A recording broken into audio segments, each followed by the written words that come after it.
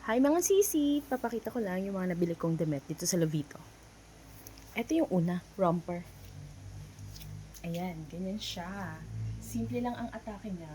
Color brown yung pinili ko. Pero hindi ko pala sure kung color brown siya. Ayan, nakakaputi. Ito yung style niya sa likod. Yan, may pa ganyan. Ayan. Ayan na. Ito namang sumunod na binili ko, blouse naman siya, iba naman yung atake. Ganito siya, mga sisi. Ang lakas maka-sexy. At ang elegante, tingnan nyo naman, see-through siya, diba? At marami siyang mga stone. Ayan. Kumikinang ako. Yan. Pinartner ko siya dito sa, hindi ko alam kung sa Shein ko siya binili or sa Lovita din. Ito ay skirt. Yun lang. Isa pa ulit. Hello mga sisi, eto naman iba yung atake nito. Talagang parang natawa ako. Parang magpe-perform ako sa stage. Parang Sarah Geronimo, parang ganun. Ewan ko, tignan nyo na lang. Ayan o. Diba? Ang taray. Ching, ching, ching, ching. Ayun, may pipaganda pa para akong ano.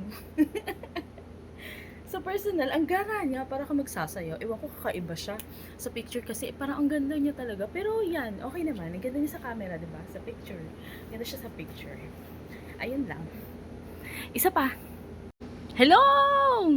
Sa lahat na nabili ko, parang ito yung pinaka-favorite ko, guys. Check nyo na lang ulit. Knitted. Sabi aircon. Hit me, baby. Ayan, knitted siya. Crop top. Knitted crop top. Diba ang cute? Ibalit ko to. Tingnan pa natin yung iba. Hi, yes! Ito ulit. Ito din, isa din to sa mga favorite ko kasi crop top. Yan. Wala lang, ang ganda lang.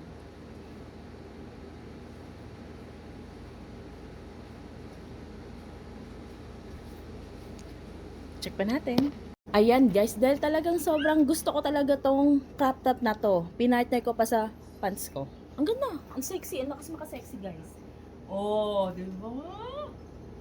Crop top tong crop top. Ayan. Yun lang. Chuk, chuk, chuk. Okay, yun lang mga sisi. Itatago ko na. Parating na yung asawa ko. Bye-bye.